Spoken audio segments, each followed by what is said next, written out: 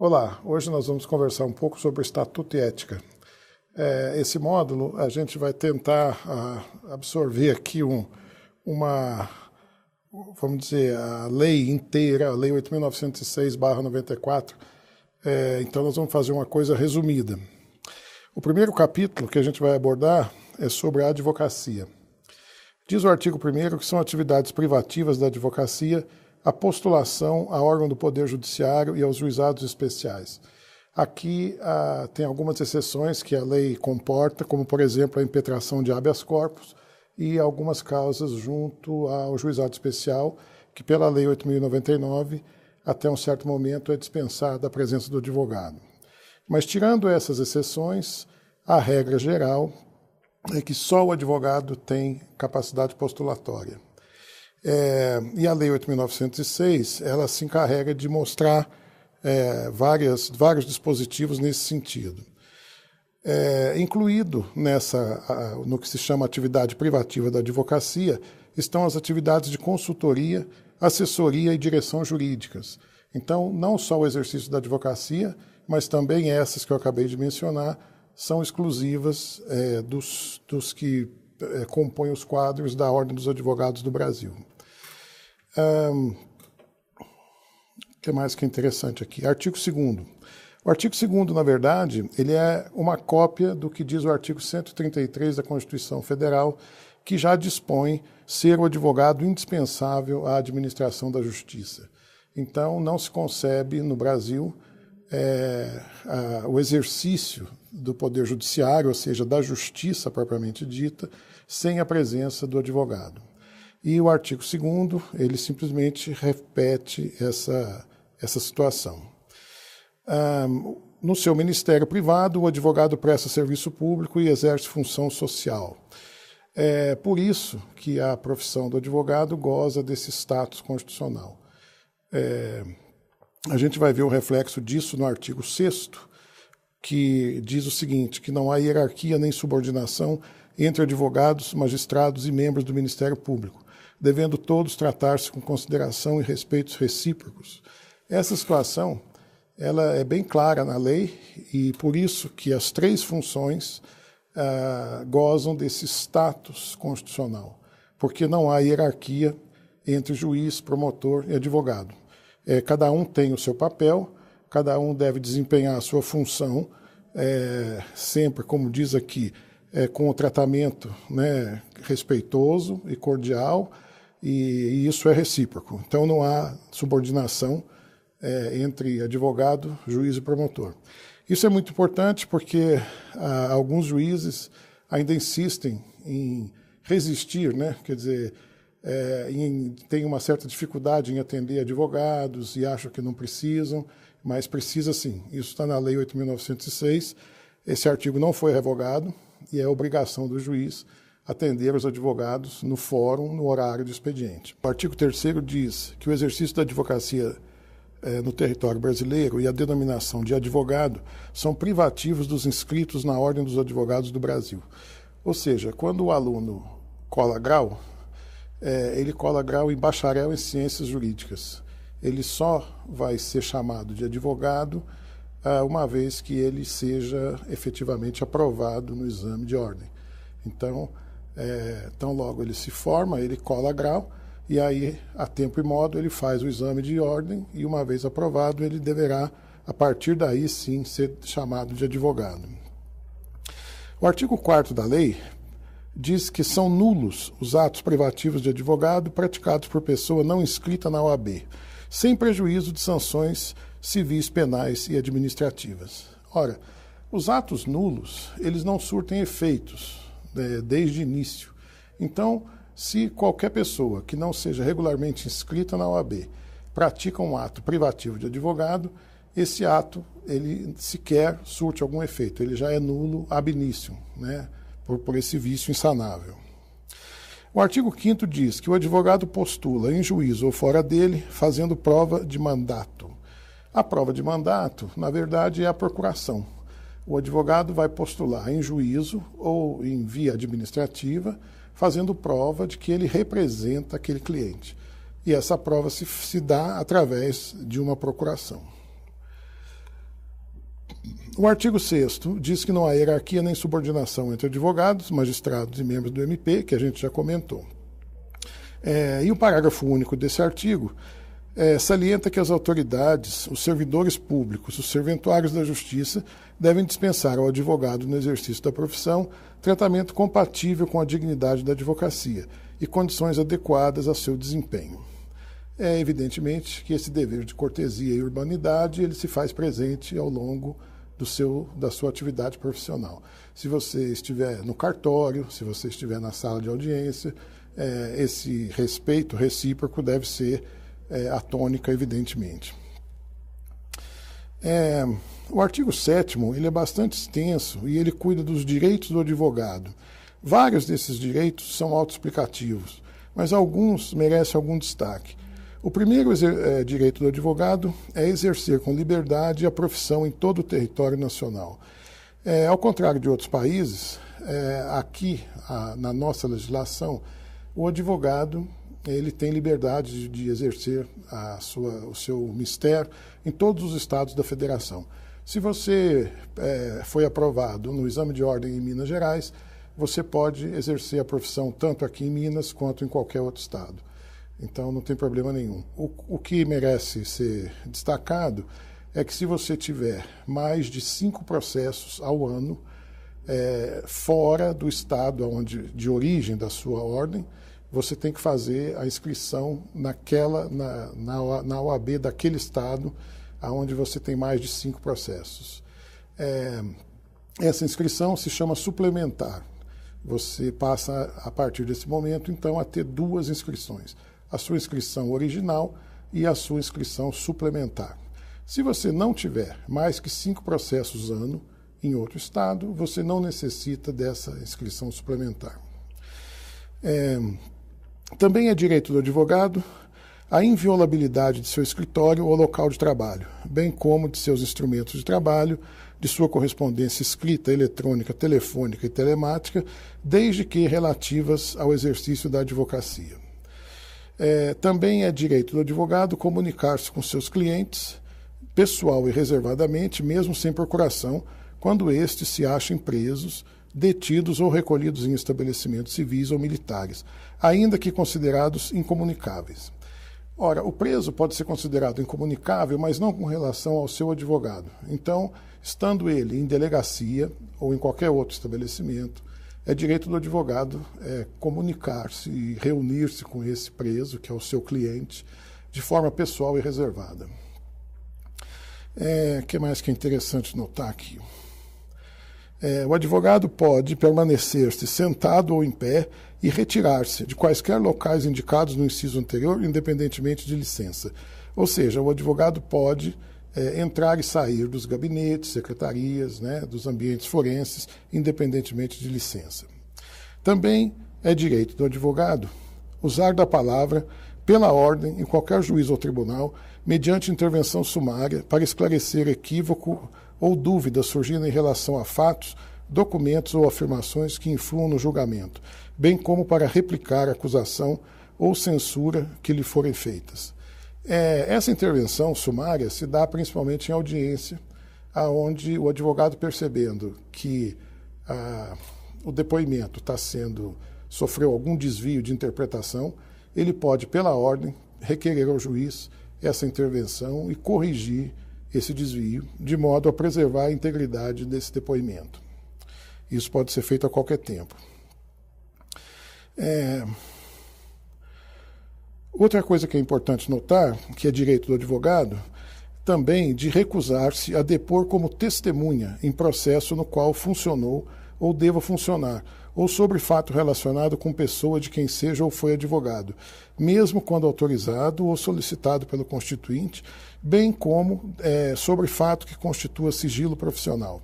Ou seja, o advogado, em função do exercício da sua profissão, ele toma conhecimento de várias informações que, na maioria das vezes, são revestidas de sigilo profissional.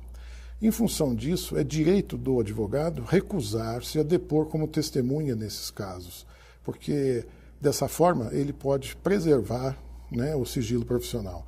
Então, isso é um direito que assiste ao advogado, recusar-se a depor como testemunha em processo onde ele tenha funcionado como advogado. Andando aqui um pouco mais, a gente chega no artigo 8º, que fala sobre a inscrição. Que para a inscrição como advogado é necessário, primeiro, capacidade civil, depois, diploma ou certidão de graduação em direito obtido em instituição de ensino oficialmente autorizada. Também é necessário título de eleitor e quitação do serviço militar e, principalmente, aprovação em exame de ordem. Também é necessário não exercer atividade incompatível com a advocacia, além de idoneidade moral e prestar compromisso perante o Conselho. Então, esse artigo 8º é onde está a regulamentação do exame de ordem, porque a lei coloca que, dentre os requisitos necessários para que o bacharel em Direito se transforme em advogado, está a aprovação em exame de ordem.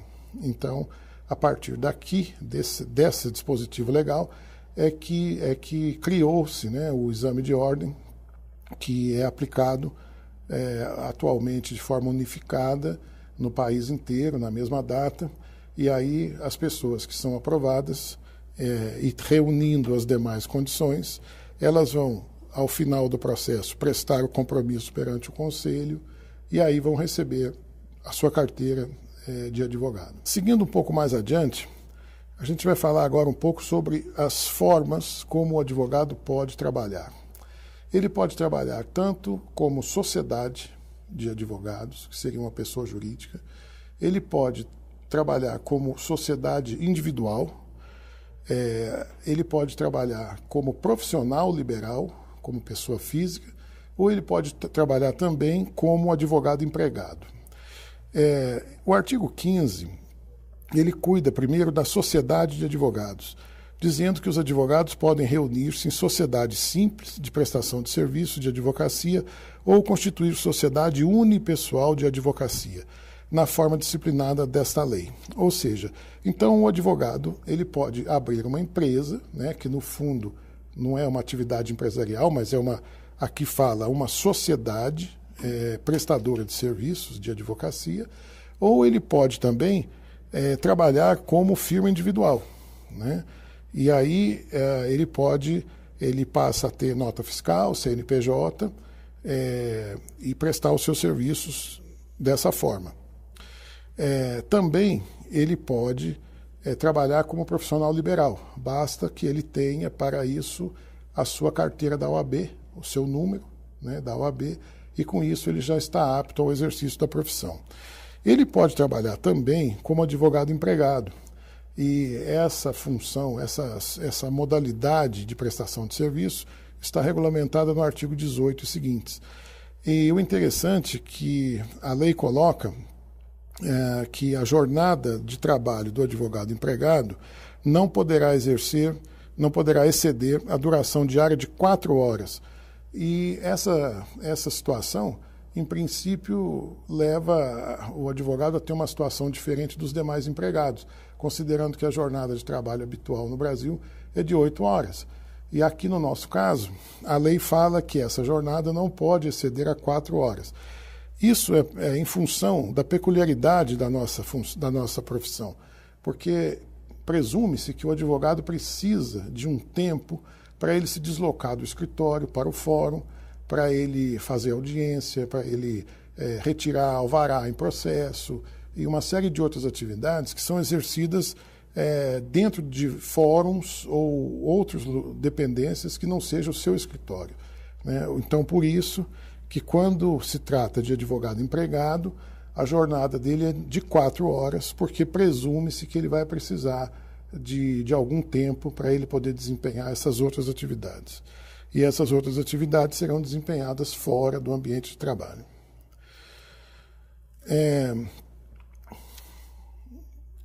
Em seguida, a gente chega no capítulo dos honorários advocatícios, lembrando que o artigo 22 coloca que a prestação de serviço profissional assegura aos inscritos na OAB o direito aos honorários convencionados, aos fixados por arbitramento e aos honorários de sucumbência. Muito bem.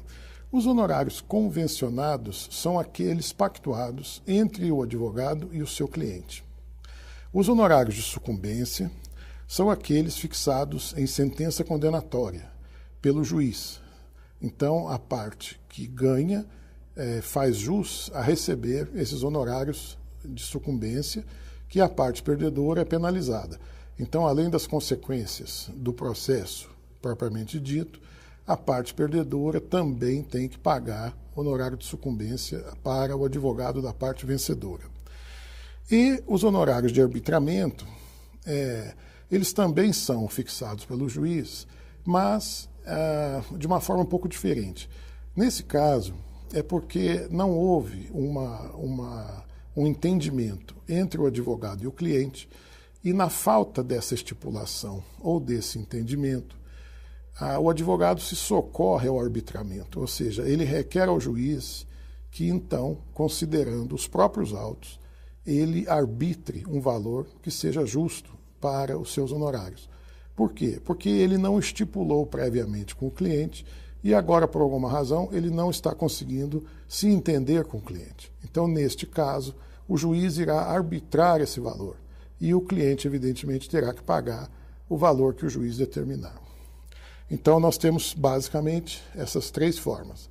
Convencionado é o honorário que a parte combina com o advogado. O arbitramento é o honorário que o juiz determina que a parte pague para o seu advogado.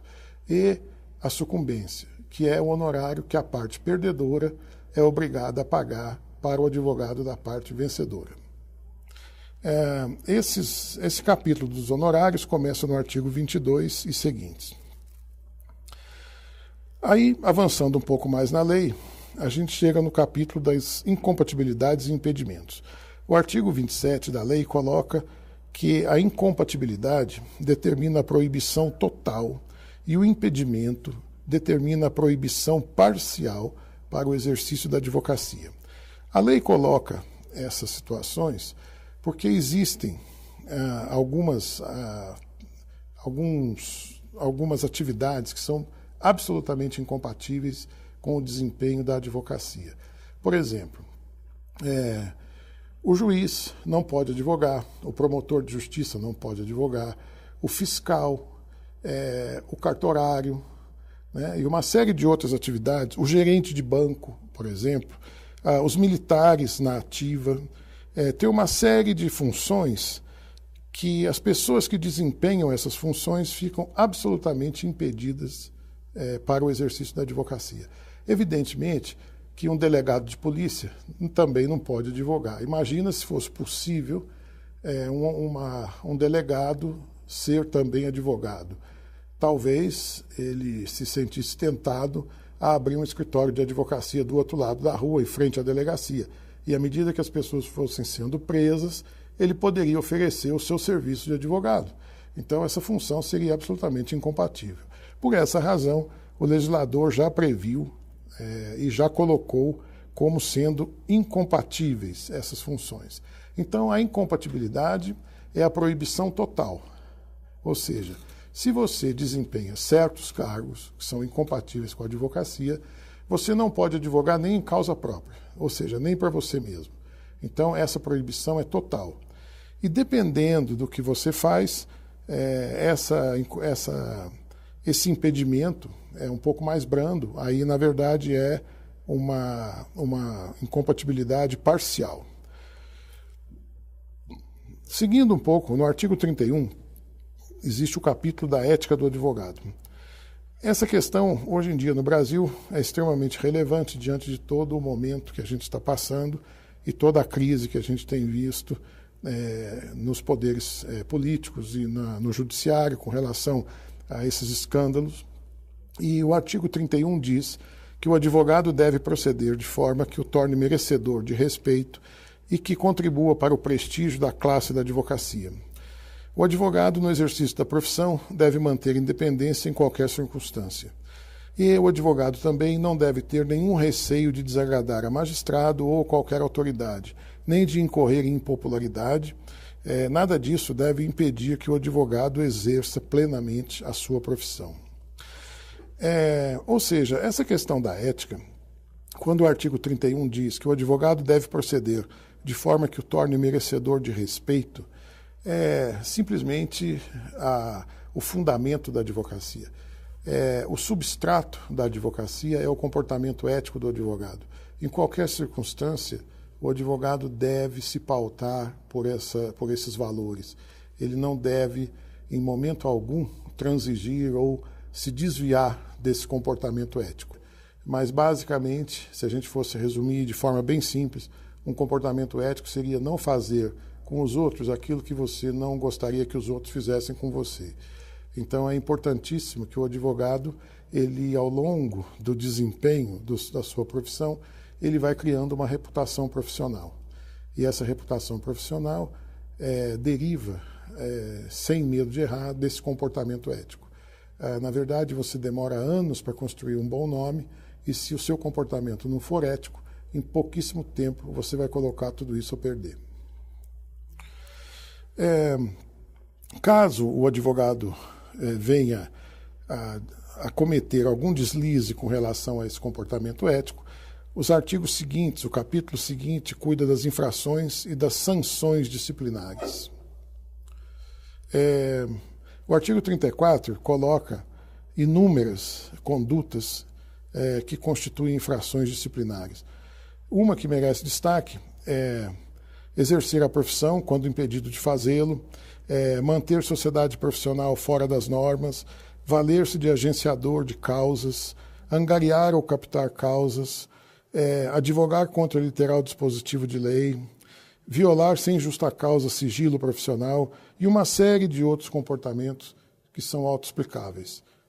Aqui existem dezenas de incisos que vão constituir, caso o advogado venha a praticar qualquer um deles, isso constitui infração. E quem acaba cometendo infração sujeita-se às sanções disciplinares. As sanções estão previstas no artigo 35 seguintes, sendo que a primeira delas é a censura, a segunda é a suspensão, a terceira a exclusão e a quarta a multa. A multa não é aplicada isoladamente. Basicamente, a multa é aplicada em combinação com a censura ou com a suspensão. E aí, o artigo 36 e seguintes, ele coloca quando que determinadas condutas são passíveis de censura, de suspensão ou de exclusão. Para que o advogado seja excluído da OAB, é preciso que ele seja reincidente. Ele precisa praticar mais de uma vez alguma conduta para que ele venha eventualmente a ser excluído. A censura e a suspensão, logicamente a censura é mais moderada porque é apenas uma reprimenda, e a suspensão é a interrupção por um breve período de tempo para o exercício da advocacia. Nesse caso, o advogado é penalizado por essa suspensão. Durante esse período, ele não pode exercer a advocacia. Além do mais, ele se sujeita ao pagamento da multa. A multa, ela é o valor de uma anuidade e ela pode ser aplicada entre 1 e 10 vezes o valor da anuidade. Em suma, essa é uma breve síntese da lei 8.906/94. Eu espero ter contribuído de alguma forma para que vocês tenham uma noção. Não dispensa de forma alguma uma leitura minuciosa da lei. Muito obrigado.